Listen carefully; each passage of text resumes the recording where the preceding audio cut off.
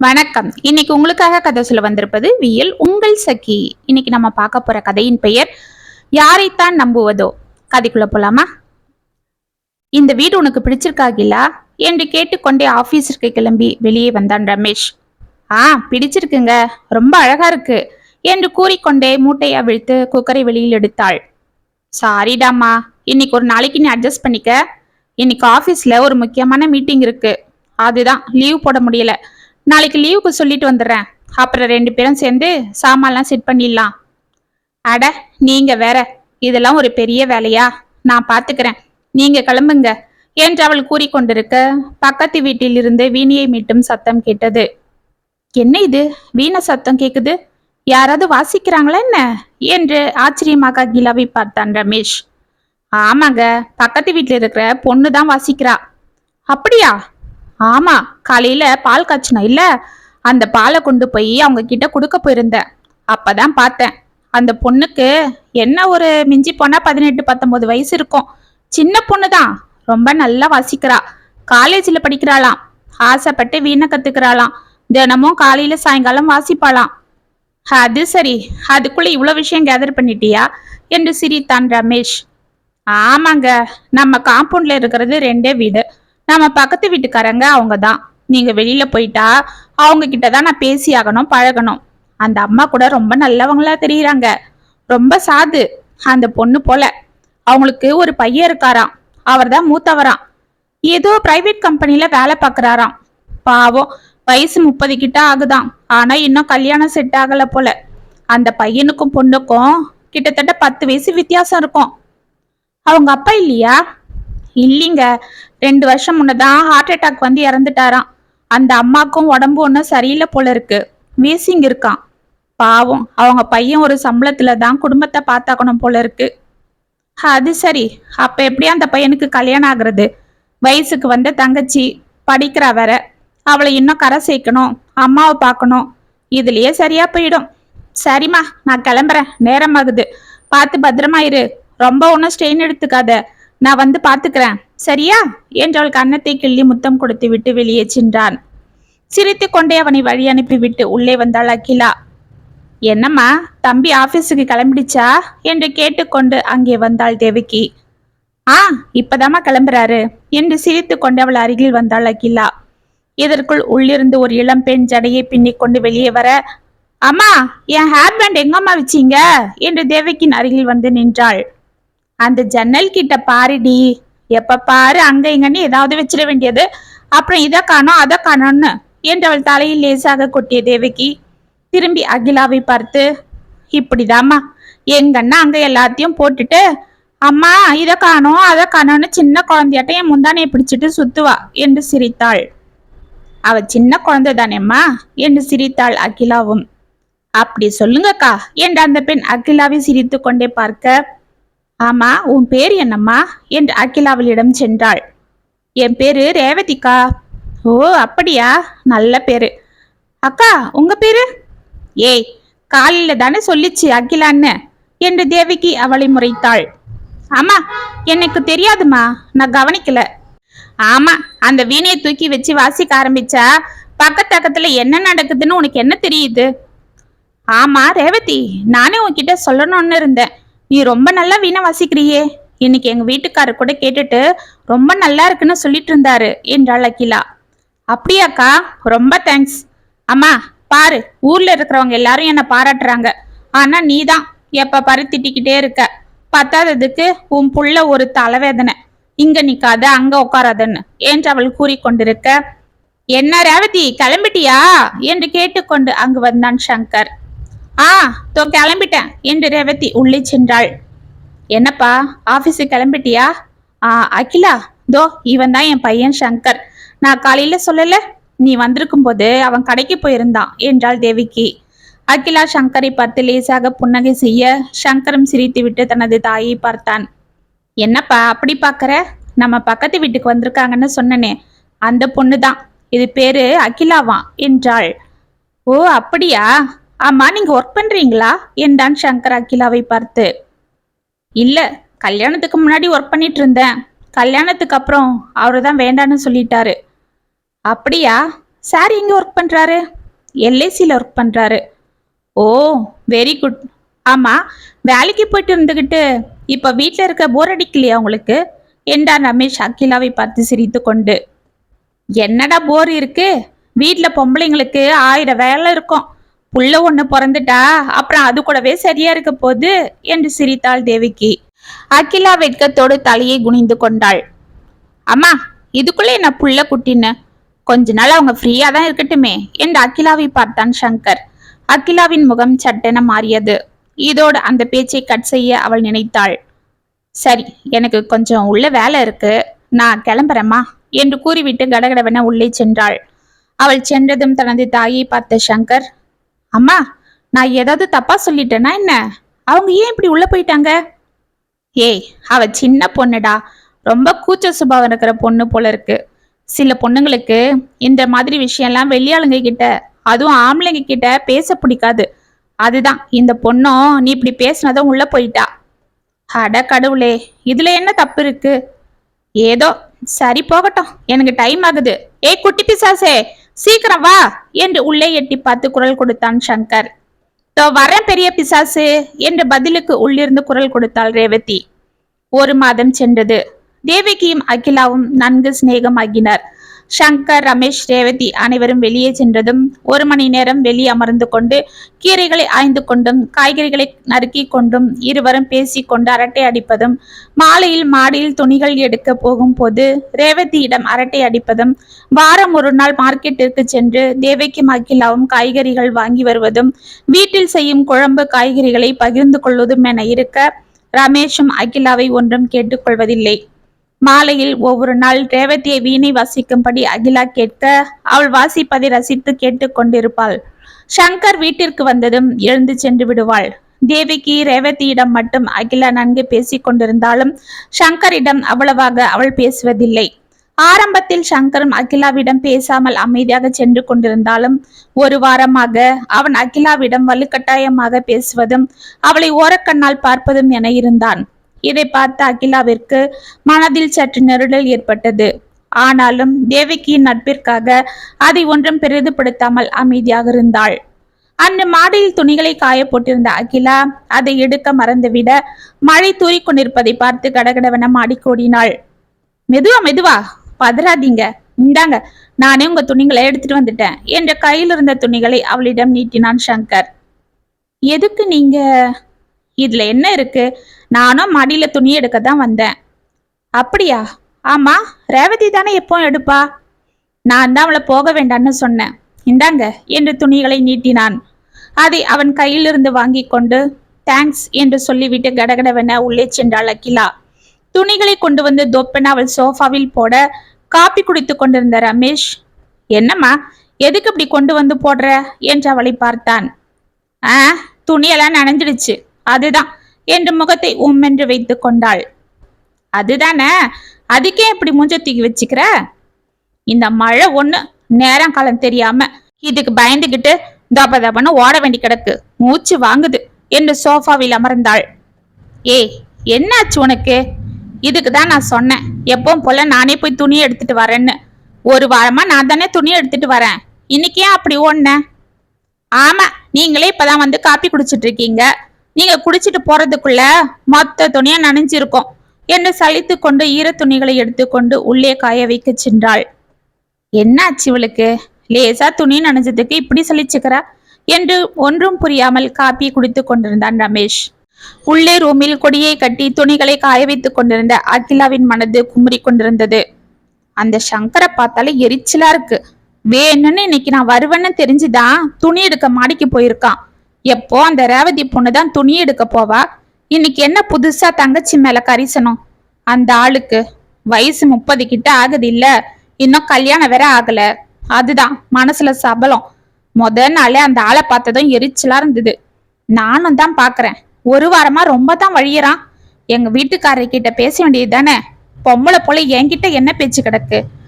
Current bill கட்டணுமா, பால் card வாங்கணுமான்னு உன்ன இங்க வந்து நிக்கிறது. எங்க வீட்டுக்காரரே பேச போனாலும் முகம் கொடுத்து பேசாம கேட்டதுக்கு பதில் சொல்லிட்டு ஓடிடுறது. ஆனா நம்ம கிட்ட மட்டும் நின்னு நிதானமா பேசி வழியிறது. இதெல்லாம் என்ன ஜென்மமோ? அந்த ரேவதிக்காகவும் தேவகி அம்மாக்காகவும் பார்க்க வேண்டியிருக்கு. இல்லனா அவனை நல்லா நறுக்குன்னு கேட்டுடுவேன் என்று உள்ளுக்குள் குமரிக் கொண்டிருந்தாள். இப்படியே நாட்கள் சென்று கொண்டிருக்க அன்று இரவு 4 மணிக்கு அலாரம் வைத்துக் கொண்டிருந்தாள் அகிலா. கட்டிலில் படுத்துக்கொண்டு செல்போனை பார்த்து கொண்டிருந்த ரமேஷ் அவளை ஆச்சரியமாக பார்த்து கொண்டே, என்னம்மா எப்போ 5 மணிக்கு தான் அலாரம் வைப்ப, இன்னைக்கு என்ன 4 மணிக்கே வைக்கிற, நாளைக்கு ஏதாவது பண்டிகையா என்ன என்றான். அதெல்லாம் ஒன்னும் இல்லைங்க, நாளிலிருந்து நான் முறவாசல் பண்ணணும். நான் 1 மாசம், தேவகி அம்மா 1 மாசம்னு முறை வச்சு வாச தெளிச்சு கோலம் போடலான்னு பேசிக்கிட்டோம். இன்னையோட அவங்க டர்ன் முடிஞ்சது, நாளிலிருந்து நான் பண்ணணும். ஓ அப்படியா, ஆமாங்க என்று அலாரத்தை எடுத்து வைத்து விட்டு லைட்டை ஆஃப் செய்தாள் அகிலா. மறுநாள் காலை அலாரம் 4 மணிக்கு கிரீச் என்று ஒலிக்க கண்களை கசக்கி கொண்டு எழுந்து கூந்தலை பாரி முடித்து கொண்டு வெளியே சென்ற அகிலா வாசலில் தண்ணீர் தெளித்து கொண்டிருக்க, குட் மார்னிங் மேடம் என்ற குரலை கேட்டு பட்டனை திரும்பினாள். ட்ராக் பேண்ட்டும் டி ஷர்ட்டும் போட்டுக்கொண்டு ஷூவுடன் நின்று கொண்டிருந்தான் சங்கர். என்ன அப்படி பாக்குறீங்க, நான் வாக்கிங் போயிட்டு இருக்கிறேன், வரும்போது எங்களுக்கு பால் வாங்கிட்டு வருவேன், உங்களுக்கு வாங்கிட்டு வரவா என்றான். அதெல்லாம் வேண்டாம், அவர் எழுந்ததும் போய் அவரே வாங்கிட்டு வருவாரு என்று தலையை குனிந்து கொண்டே பதில் அளித்தாள். ஓ அப்படியா, சரி, உங்ககிட்ட ஒரு விஷயம் பேசணும்னு என்றவன் ஏதோ கூற வாயெடுக்க, என்னப்பா வாக்கிங் கிளம்பிட்டியா என்று கேட்டுக்கொண்டு அங்கே வந்தாள் தேவகி. ஆமாம்மா, நீங்க ஏமா வெளியில வர்றீங்க, உள்ள போங்க, நான் வந்துடுறேன் என்று கூறிவிட்டு, மேடம் நான் அப்புறம் உங்ககிட்ட பேசுறேன் என்று கூறிவிட்டு சென்றான். ச தொல்ல என்று அவனை முறைத்து கொண்டே தண்ணீர் தெளித்து கோலம் போட்டுவிட்டு உள்ளே சென்றாள் அகிலா. அவள் மனதில் அன்று முழுவதும் ஒரே குழப்பம் நிறைந்திருந்தது. என்ன இது, காலையில அந்த ஆள் என்கிட்ட என்னவோ பேசணும்னு சொன்னானே, என்னவா இருக்கும், ஒருவேளை என்கிட்ட, சே அதை நினைச்சாலே அருவருப்பா இருக்கு. நல்ல வேளை அந்த அம்மா வெளியில வந்தாங்க, இல்லைனா என்ன உளறி இருப்பானோ. ஆமா, இவன் என்ன புதுசா வாக்கிங் போறான், நாம இங்க வந்து இத்தனை நாள் ஆகுது, அவன் வாக்கிங் போனது போல தெரியலையே, இன்னைக்கு தானே பாக்குறேன். ஒருவேளை என்கிட்ட பேசுறதுக்காக இன்னைக்கு வாக்கிங் போறேன்னு சொல்லிட்டு வெளியில வந்தானா? இருக்கலாம், சரியான பொம்பளை பொறுக்கி. முடியாது முடியாது, இதுக்கு மேல என்னால பொறுத்துக்க முடியாது. ஆனா அந்த அம்மா கிட்ட இத சொன்னா அவங்க வேதனைப்படுவாங்களோ? ஏற்கனவே அவனுக்கு கல்யாணம் ஆகலன்னு அவங்க ரொம்ப நொந்து போயிருக்காங்க, இதுல இந்த ஆளு இப்படி நடந்துக்கிறான்னு அவங்க கிட்ட எப்படி சொல்றது? இவர்கிட்ட சொல்லலான்னா இவர் எப்படி எடுத்துப்பாரோ, என் மேல உயிரையே வச்சிட்டு இருக்காரு, எனக்கு இப்படி ஒரு டார்ச்சர் இந்த ஆளு கொடுக்கறான்னா உடனே அவனை அடிக்கவே போயிடுவாரு. இதனால பாவம் அந்த அம்மாவும் அந்த பொண்ணும் தான் பாதிக்கப்படுவாங்க. அது எவ்வளவு பெரிய அசிங்கம். இப்ப என்ன பண்றது? ஒண்ணு செய்வோம், பேசாம இந்த வீட்டை காலி பண்ண வேண்டியதுதான். ஆனா இப்பதான் இங்க வந்தோம், அதுக்குள்ள என்ன சாக்கு சொல்லி இந்த வீட்டை காலி பண்ணணும்னு அவர்கிட்ட சொல்றது? வீடும் நல்லா இருக்கு, எல்லாத்துக்கும் வசதியா இருக்கு, அவருக்கு ஆபீஸும் கிட்டையா இருக்கு, என்ன சாக்கு சொல்றது என்று யோசித்து குழம்பிக் கொண்டிருந்தாள். அன்று மதியம் செடிகளுக்கு தண்ணீர் ஊற்றி கொண்டிருந்த அகிலாவிடம், என்னம்மா இப்பெல்லாம் அவ்வளவா வெளியிலேயே வரமாட்டேன்ற, என்னம்மா என்னாச்சு என்று கேட்டுக்கொண்டு வந்தாள் தேவிக்கு. அவளை பார்த்து லேசாக சிரித்த அகிலா, அதெல்லாம் ஒண்ணு இல்லம்மா, வேலை கொஞ்சம் சரியா இருக்கு அவ்வளவுதான் என்றாள். ஆமா, அது என்னவோ சரிதான், வீட்டுல இருக்கிற பொம்பளைங்களுக்கு வேலை என்ன இருக்குன்னு சொல்றாங்களே தவிர நமக்கு தான் 1000 வேலை என்று சிரித்தாள் தேவிக்கு. ஆமா, என்னம்மா உங்களுக்கு உடம்பு முடியலையா என்ன? காலையில கூட எழுந்து வந்தீங்க, அப்புறம் திரும்பவும் படுக்க போயிட்டீங்க. ஆமாம்மா, எனக்கு தான் வீசிங் இருக்குன்னு சொன்னனே, 10 நாளா ரொம்ப முடியல, அதுவும் இந்த மாதிரி பணியில இருந்து வந்தா அவ்வளவுதான், அதுதான் 10 நாளா ரேவதியை விட்டு வாச தெளிக்க சொன்னேன். அடடா அப்படியா? ஆமாம்மா. ஆமா, உங்க மகன் கூட வாக்கிங் போறாரா? இன்னைக்கு பார்த்தனே. ஆமாம்மா, 1 வாரமா அவனும் வாக்கிங் போயிட்டு தான் இருக்கான். நானும் எதுக்குடா திடீர்னு வாக்கிங் போறேன்னு கேட்டேன், அதுக்கு என்னவோ கொலஸ்ட்ரால் அதிகமாயிடுச்சு, வெயிட் ஏறிடுச்சுன்னு சொல்றான் என்று சிரித்தாள். இதற்குள் அவளது செல்போன் உள்ளே ஒலிக்க, சரிம்மா நான் வரேன் என்று கூறிவிட்டு உள்ளே சென்றாள் தேவிக்கு. அன்று இரவு வெகு குழப்பத்துடன் அமர்ந்திருந்த அகிலாவின் அருகில் வந்து அமர்ந்தான் ரமேஷ். என்ன டார்லிங், ஏன் ஒரு மாதிரி இருக்கிற, என்ன ஆச்சு என்றான். ஒன்னும் இல்லைங்க, நான் ஒன்னு சொன்னா நீங்க கேப்பீங்களா என்றாள் அவன் தோள்களில் சாய்ந்து கொண்டு. நீ சொன்னா நான் கேட்காம இருந்திருக்கனா, என்ன சொல்லு என்றாள் தலை ஆசையாக கொதினான். ஏங்க, நாம வேற எங்கேயாவது வீட்டை பார்த்துக்கிட்டு போலாமா என்றாள் மெதுவாக கூற, டக்குன்னு அவளை பிடித்து நிமிர்த்திய ரமேஷ் அவளை ஆச்சரியமாக பார்த்தான். என்னங்க அப்படி பாக்குறீங்க? ஒண்ணு இல்ல, நம்ம இப்பதான் இங்க வந்து 4-5 மாசம் ஆகுது. அதுவும் இல்லாம நம்ம சொந்த வீடு வாங்குற வரைக்கும் நாம இங்கிருந்து போக கூடாது. இந்த வீடு, பக்கத்து வீட்டு தேவகி அம்மா, அவங்க பொண்ணு ரேவதி எல்லாம் எனக்கு ரொம்ப பிடிச்சிருக்குன்னு சொல்லிட்டு இருந்த. இப்ப வந்து வீட்டை காலி பண்ணணும்னு சொல்ற?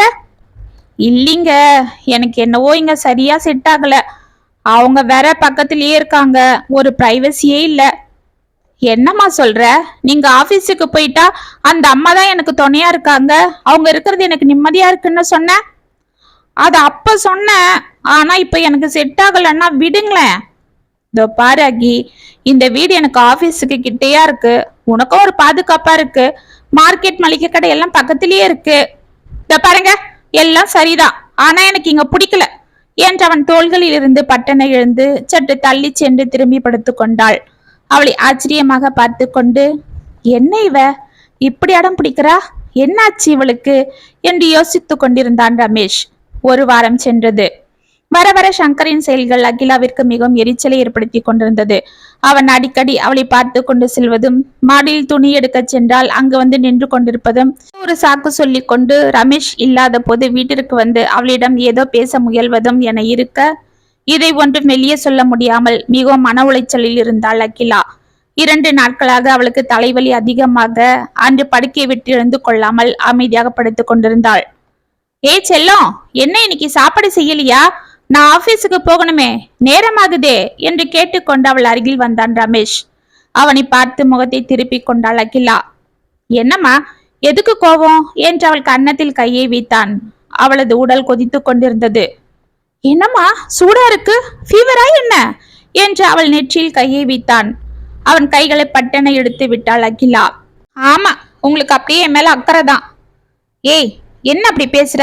நீதான் என் உசுரு, உனக்காக நான். போதுங்க, இந்த டைலாக்லாம் பேசாதீங்க. என்னம்மா அப்படி பேசுற? பின்ன என்னவா? ஆமா, என்னாச்சு உனக்கு? ஏன் இப்படி எல்லாம் பேசுற? சரி, முதல்ல எழுந்துடு, டாக்டர் கிட்ட போலாம் வா என்றவள் கைகளை பிடித்தான். அதெல்லாம் ஒண்ணும் வேண்டாம், விடுங்க. இந்த பாரு, எதுவா இருந்தாலும் ஒழுங்கா சொல்லு, இப்படி அடம் பிடிக்காத. என்ன அடம் பிடிக்கிறாங்க? பின்ன எதுக்கு இப்படி பண்ற? ஏங்க, நானும் இத்தனை வாட்டி சொல்றேன், இந்த வீடு வேண்டாம், காலி பண்ணலான்னு சொன்னா கேட்க மாட்டீங்களா நீங்க? ஏய், என்ன இது, நீ சீரியஸா தான் சொல்றியா? அப்படி என்ன இருக்கு இந்த வீட்ல, எதுக்கு இப்படி காலி பண்ணணும்னு அடம் பிடிக்கிற? எனக்கு இங்க பிடிக்கல, இங்க பயமா இருக்கு. ராத்திரியில கெட்ட கெட்ட கனவெல்லாம் வருது. நானும் ஏதேதோ செஞ்சு பாக்குறேன், ஒன்னும் சரிப்படல. அப்புறம் அம்மாவை கேட்டேன், அவங்க தான் சொன்னாங்க வீட்டை மாத்தி பாருங்க சரியாயிடும்னு.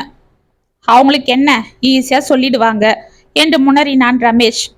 என்ன சொன்னீங்க?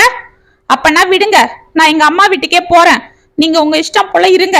நீங்களா எப்ப வீட்டை காலி பண்றீங்களோ அப்ப நான் வரேன் என்றாள். ஆமா, உடனே இப்படி சொல்லிடு. சரி, அது அப்புறம் பாப்போம், இப்ப எழுந்து வா, ஹாஸ்பிட்டலுக்கு போலாம். அதெல்லாம் முடியாது, நீங்க வீட்டை காலி பண்றேன்னு சொல்லுங்க, அதுவும் இன்னும் 2 நாள்ல, அப்பதான் நான் வருவேன். ஏய், என்ன நீ வீட்டை பார்க்க வேண்டாமா, செய்ய வேண்டாமா? எல்லாம் பார்த்தாச்சு. நான் நோ புரோக்கர்ல 2-3 வீடு பார்த்து வச்சிருக்கேன், அத போய் இன்னைக்கு பார்க்கலாம் வாங்க என்றாள். சரி, என்னவோ பண்ணு என்று எழுந்து வெளியே சென்றான் ரமேஷ். 3 நாட்களில் புது வீட்டில் குடியேறினர் ரமேஷ் அகிலா. ஓகே டார்லிங், அப்ப நான் ஆபீஸுக்கு போயிட்டு வரேன், பார்த்து பத்திரமாயிரு என்று ஆபீஸுக்கு புறப்பட்டான் ரமேஷ். சரிங்க என்று அவனுக்கு டாட்டா கட்டிவிட்டு சந்தோஷமாக உள்ளே வந்து சமையல் செய்த பாத்திரங்களை எடுத்து ஷிங்கில் போட்டு கொண்டிருந்தாள் அகிலா. காலிங் பெல் சத்தம் கேட்டது. யாரு வந்திருக்கா? ஒருவேளை இவருதானா? ஆபீஸ் ஃபைல் ஏதாவது வச்சுட்டு போயிட்டாரா என்று யோசித்து கொண்டே வெளியே வந்து கதவை திறந்தாள். சங்கர் சிரித்த முகத்துடன் நின்று கொண்டிருந்தான். அவனை பார்த்ததும் அகிலாவின் முகம் சுருங்கியது. சிஸ்டர், என்ன உள்ள கூப்பிட மாட்டீங்களா என்றான் அமைதியாக. என்னது சிஸ்டரா? என்ன இந்த ஆளு திடீர்னு சிஸ்டர்னு கூப்பிடுறா? ஒருவேளை சும்மா இந்த மாதிரி சொல்லி நம்ம கிட்ட பேச ட்ரை பண்றானா? இருக்கலாம், இவனை உள்ள சேர்க்க கூடாது, தொல்ல. அங்கிருந்து வந்தாலும் பின்னாடியே வந்து நிக்குது என்று மனதிற்குள் நினைத்து கொண்டே அவர் வீட்டுல இல்ல என்றாள். நான் உங்களை தான் பார்க்க வந்தேன் சிஸ்டர். என்னது, என்னையா? என்ன விஷயம்? கொஞ்சம் உள்ள போய் பேசலாமா என்றான் சங்கர் அமைதியாக. தாங்கிக் கொண்டே அவனை உள்ளே அழைத்தாள் அகிலா. இப்படி உட்காருங்க என்று சோஃபாவை காட்டினாள். ரொம்ப தேங்க்ஸ், நீங்களும் உட்காருங்க. பரவாயில்ல, சொல்லுங்க, என்ன விஷயம்? நீங்க வீட்டை திடீர்னு காலி பண்ண விஷயத்த அம்மா சொன்னாங்க. அது நாங்க என்று அகிலா ஏதோ கூற வாயெடுக்க. பரவாயில்ல, நான் அதை பத்தி கேட்க வரல. ஆனா நீங்க வீட்டை காலி பண்ணதுக்கு ரொம்ப தேங்க்ஸ் என்றான் சங்கர். என்னது தேங்க்ஸா? என்ன இவன் தேங்க்ஸ் சொல்றான்? நாம என்னென்னவோ நினைச்சோம், ஆனா இங்க வேற என்னவோ நடக்குது என்று குழம்பிக் கொண்டே அவனை உற்று பார்த்தாள் அகிலா. என்ன சிஸ்டர் அப்படி பாக்குறீங்க? என்னடா இவன் கிட்ட இருந்து தப்பிச்சா போதுன்னு வந்தோம், ஆனா இவன் வீடு தேடி நம்மளுக்கு தேங்க்ஸ் சொல்றான்னு பாக்குறீங்களா என்றான். அகிலா மெதுவாக தலையை ஆட்டினாள். சிஸ்டர், உங்களை நான் மொத பார்க்கும்போதே என் தங்கச்சியை தான் நினைச்சேன். ஆனா உங்களுக்கு தான் என் மேல பெருசா ஒன்னும் அபிமானம் இல்லைன்னு தெரிஞ்சுக்கிட்டேன். அதனால நானும் உங்ககிட்ட இனிமே அதிகமா பேசக்கூடாதுன்னு தான் இருந்தேன் என்று அவன் முடிப்பதற்குள், ஆனா நீங்க தெரியும் நீங்க என்ன கேட்க வர்றீங்கன்னு. கொஞ்ச நாளா உங்களை நான் அங்க இங்கன்னு நின்று பாக்குறதும் உங்ககிட்ட ஏதோ பேச வர்றதுமா இருந்தேன். அதுதானே கேட்க வர்றீங்க? ஆமா, அதுக்கு காரணமும் இருக்கு சிஸ்டர். என்ன? உங்க ஹஸ்பண்ட் என் தங்க கிட்ட நடந்துகிட்ட முறைதான் என்றான் தலையை குனிந்து கொண்டு. சங்கர் என்று சீறினாள் அகிலா. சிஸ்டர், எனக்கு தெரியும் சொன்னா நீங்க நம்ப மாட்டீங்கன்னு. ஏன்னா நீங்க உங்க ஹஸ்பண்ட் மேல எவ்வளவு பாசம் வச்சிருக்கீங்கன்னு எனக்கு நல்லாவே தெரியும். ஆனா நான் இதை சொல்லாம இருக்க முடியாது என்றான். அவனை உற்று பார்த்தாள் அகிலா. எப்பவும் சாயங்காலத்துல என் தங்க தான் மாடியில இருந்து துணி எடுத்துட்டு வருவா. ஆனா கொஞ்ச நாளா நான் எடுக்க ஆரம்பிச்சேன். எதுக்கு தெரியுமா? நீங்க நினைக்கலாம் நான் உங்களுக்காக தான் மாடிக்கு வர்றேன்னு. ஆனா அது உண்மை இல்ல. உங்க ஹஸ்பண்ட் மாடிக்கு துணி எடுக்க வர சாக்குல என் தங்க ரேவதி கிட்ட நெருங்கி பேசுறதும் அவகிட்ட நிக்கிறதும்னு பேச ஆரம்பிச்சாரு. என் தங்க ஒரு வெகுளி பொண்ணு, சின்ன பொண்ணும் கூட. அவளுக்கு இதெல்லாம் தப்புன்றது தெரியல. நான் கொஞ்ச நாளா இதை கவனிச்சிட்டு இருந்தேன். அதனாலதான் இனிமே நானே துணி எடுத்துட்டு வர்றேன், நீ மாடிக்கு போக வேண்டான்னு சொன்னேன். அன்னைக்கு அப்படிதான் உங்க துணியை நான் எடுத்துட்டு வரும்போது நீங்க என்ன தப்பா நினைச்சிட்டீங்க. ஆனா நீங்க தெரியும் அகிலா, நீங்க அன்னைக்கு தண்ணி தெளிக்கும் போது நான் உங்ககிட்ட பேச வந்த விஷயம் தானே என்றான். ஆமா என்பது போல் தலையை ஆட்டினாள். நீங்களும் எங்க அம்மாவும் பேசிக்கிட்டது போல காலையில வாசல் தெளிச்சு கோலம் போட்டுக்கிட்டு இருந்தாங்க எங்க அம்மா. ஆனா அவங்களுக்கு வீசிங் ப்ராப்ளம் இருந்ததால அவங்களுக்கு 10 நாளா உடம்பு முடியாம போயிடுச்சு. அப்ப என் தங்க தான் வாசல் தெளிச்சா. அப்பெல்லாம் உங்க ஹஸ்பண்ட் ஏதோ சாக்கு வச்சுக்கிட்டு எழுந்து அவகிட்ட நின்று பேச ஆரம்பிச்சிட்டாரு. அதை பார்த்துட்டு தான் நான் வாக்கிங் போறேன்னு சொல்லிட்டு அவன் கோலம் போடுற வரைக்கும் அவ கூடவே நின்னுட்டு அப்புறம் அவ உள்ள போனதும் சும்மா அப்படியே நடந்துட்டு வரும்போது பால் பாக்கெட் வாங்கிட்டு வந்துடுவேன் என்றான். ஆனா இதெல்லாம் ஏன் நீங்க என்கிட்ட சொல்லல? இது உங்ககிட்ட முதல்ல சொல்ல வேண்டான்னு தான் இருந்தேன். பாவம், நீங்களும் இப்பதான் கல்யாணம் ஆனவங்க. அதுவும் இல்லாம நீங்களும் என் தங்க போலதான். உங்க வாழ்க்கையும் நல்லா இருக்கணும். இந்த விஷயத்தால உங்களுக்குள்ள கருத்து வேறுபாடு வரக்கூடாதுன்னு இருந்தேன். ஆனா என் தங்க சின்ன பொண்ணு, இன்னும் கல்யாணம் ஆகாத பொண்ணு. ஒருவேளை அவன் மனசு ஏதாவது கெட்டு போனாலோ இல்ல யாராவது இவங்களை பார்த்துட்டு தப்பா பேசிட்டாலோ அப்புறம் அவன் பேரு கெட்டு போயிடும்.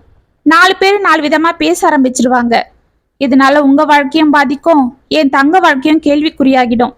நான் என் தங்கைக்கு அண்ணன் மட்டும் இல்ல, அப்பன் ஸ்தானத்திலயும் நின்று யோசிச்சேன்.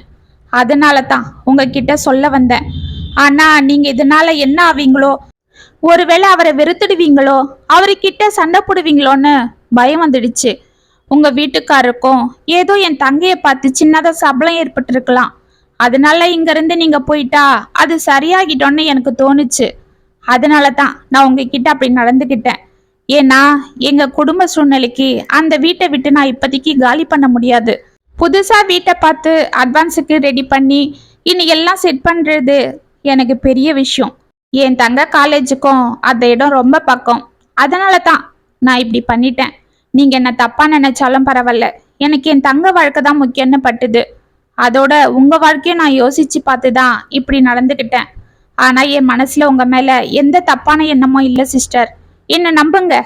என்னால நீங்க மன உளைச்சல் அடைஞ்சிருந்தா என்னை மன்னிச்சிடுங்க என்றான். அண்ணா, அதெல்லாம் ஒன்றும் இல்லை. நீங்க குணத்தால மட்டும் இல்லை, பண்பாலையும் ரொம்ப உயர்ந்தவரா இருக்கீங்க. உங்க குடும்ப சூழ்நிலைக்காக நீங்க உங்க வாழ்க்கைய பத்தி யோசிக்காம இருந்தாலும் பண்போட ஒழுக்கமா வாழறீங்க. ஆனா எங்க வீட்டுக்காரரு, சிஸ்டர் அவரை தப்பா பேசாதீங்க. ஏதோ சபலத்துல அவர் இப்படி நடந்துக்கலாம். ஆனா அவர் உங்க மேல ரொம்ப பாசமா இருக்காரு. இல்லனா நீங்க சொன்னதுக்காக வீட்டை காலி பண்ணிருப்பாரா? சொல்லுங்க. தப்பான ஆளா இருந்திருந்தா அங்கேயே இருக்கணும்னு அடம் பிடிச்சிருப்பாரு. அதனால நீங்க அவரை பத்தி பயப்பட வேண்டாம். அப்ப நான் கிளம்புறேம்மா. நீங்க இங்க வந்ததுல இருந்து அம்மாக்கு தான் ரொம்ப போர் அடிக்குது. அப்பப்ப டைம் கிடைக்கும் போதெல்லாம் உங்க அம்மா வீடு போல நீங்க அடிக்கடி அங்க வரலாம். ஒரு அண்ணனா நான் உங்களுக்கு எப்போ உதவியா இருப்பேன். வரம்மா என்று எழுந்து வெளியே சென்றான். அவனை ஆச்சரியமாக பார்த்து கொண்டே கையெடுத்து வணங்கினாள் அகிலா. பாவம், இந்த மனுஷன் எவ்வளவு நல்லவரா இருக்காரு. இவரை போய் நான் தப்பா நினைச்சிட்டனே. ஆனா என் புருஷன் இப்படி நடந்து பாருன்னு நான் கொஞ்சம் கூட எதிர்பார்க்கல. பால் எது கல் எதுன்னு ஒன்னும் புரியல என்றவள் யோசித்து கொண்டு உள்ளே வந்து டிவியை ஆன் செய்தாள். யாரைத்தான் நம்புவதோ பேதை நெஞ்சம் என்ற பாடல் ஓடிக்கொண்டிருக்க அதை பார்த்து லேசாக சிரித்தாள் அகிலா. இத்துடன் யாரைத்தான் நம்புவதோ கதை முற்றம். உங்களுக்கான எழுதின இந்த கதை உங்களுக்கு பிடிச்சிருந்தா கமெண்ட்ஸ்ல சொல்லுங்க, லைக் பண்ணுங்க, ஷேர் பண்ணுங்க, மறக்காம சப்ஸ்கிரைப் பண்ணிக்கோங்க. மீண்டும் நாளைக்கு வேற ஒரு சுவாரஸ்யமான கதையோட உங்களை சந்திக்கிறேன். அது வரைக்கும் இணைப்பிலே இருங்க. இப்படிக்கு வியல் உங்கள் சகி.